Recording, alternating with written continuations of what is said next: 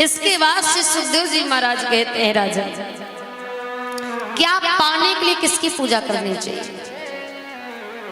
तो बताया अगर अन्न की कामना हो तो अदिति मैया की पूजा करें, सुंदर स्वरूप की कामना हो तो गंधर्वों की पूजा करें, सुंदर पत्नी की कामना हो तो उर्वशी की पूजा करें, पति पत्नी का संबंध बढ़िया बनाना हो तो गौरी मैया की पूजा करनी चाहिए, शरीर में बल की कामना हो तो इंद्र की पूजा करें, विद्या की कामना हो तो भोलेनाथ की पूजा करें,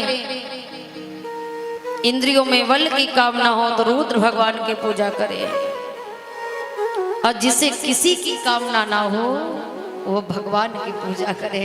क्योंकि महाराज भगवान कहते हैं कर्म कर फल की इच्छा ना कर, क्योंकि कर्म करेगा तो बिना कहे भगवान फल तो देते, उनका काम है फल देना।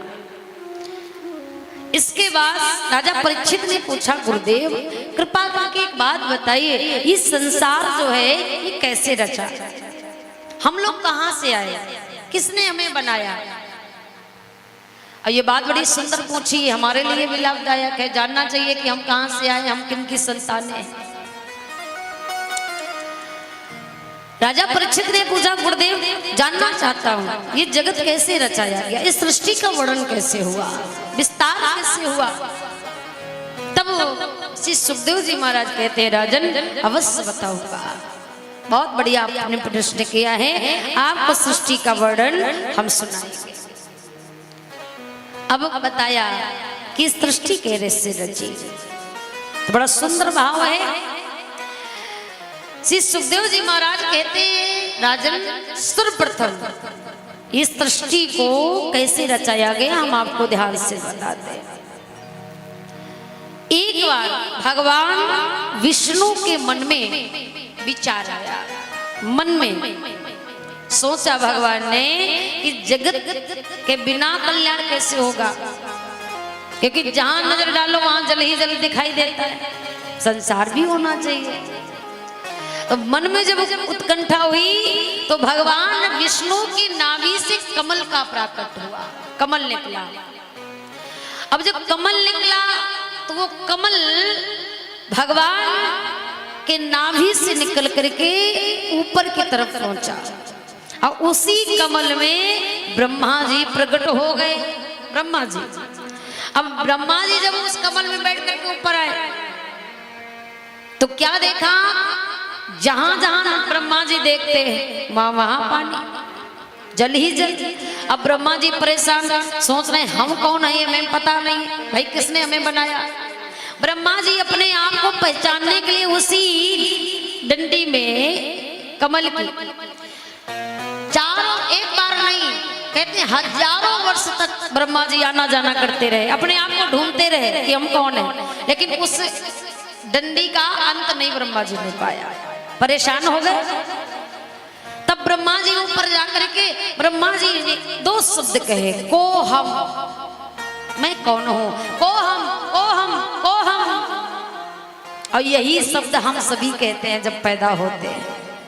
ध्यान दीजिएगा, जब बच्चा पैदा होता है तो उसके रोने में जो शब्द निकलता है, रोता है, कैसे रोता है, कोई कोई करके रोता है कि नहीं, तो वो भी यही कहता है कि को हम, मैं कौन हूं।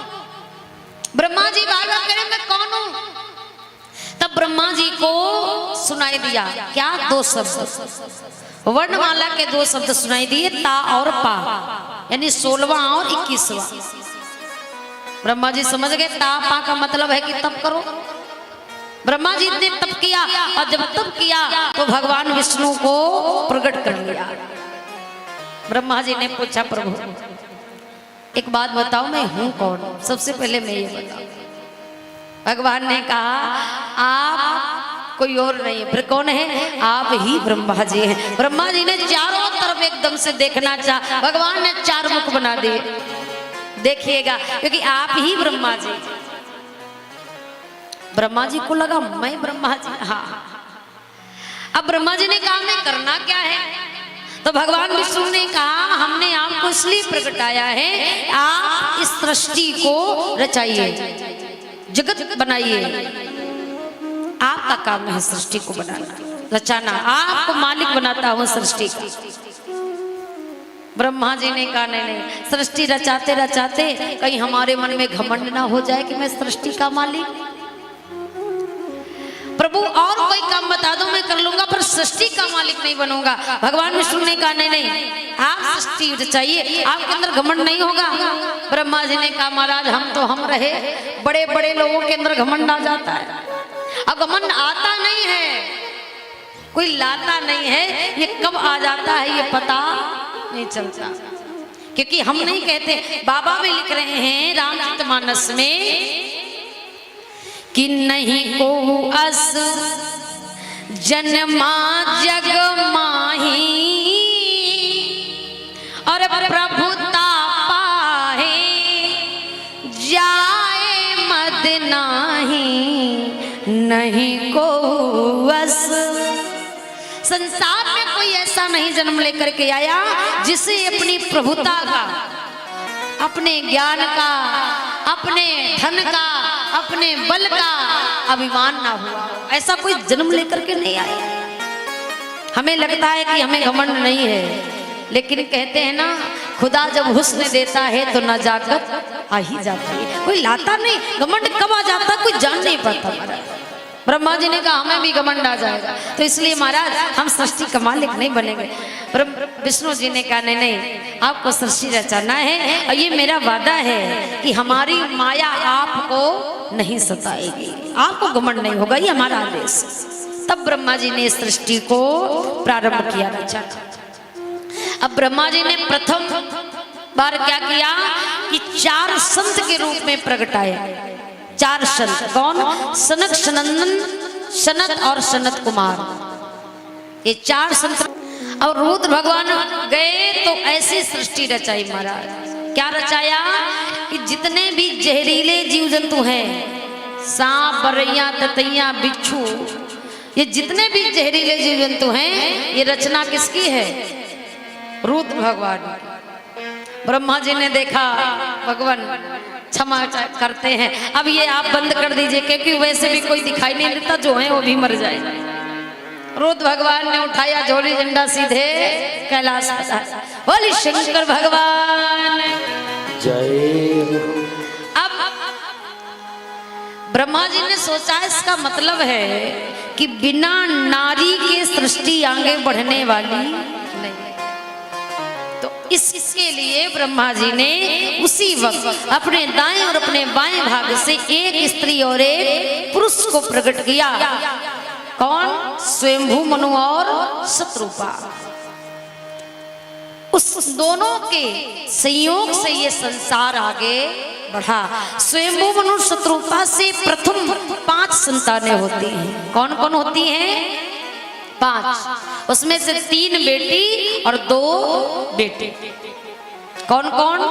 तो बेटियों के नाम हैं कौन? देवहूति, प्रसूति और आकुति। ये 3 बेटियां हुई, 2 पुत्र हुए जिनके नाम है प्रियव्रत और उत्तानपाद। प्रियव्रत माने, प्रिय माने अच्छा, व्रत माने प्रतिज्ञा, किसी अच्छे काम की प्रतिज्ञा कर लेना ही प्रियव्रत है। उत्तानपाद का मतलब जो हम सभी लोग हैं, जब गर्भ में होते हैं तो कैसे होते हैं? सीधे कि उल्टे? मालूम है? गर्भ के अंदर हम लोग कैसे रहते हैं? उल्टे कि सीधे? उल्टे। तो हम सभी हैं क्या? उत्तानपाद। जिसके पैर उल्टे हों वही उत्तानपाद। उत्तानपाद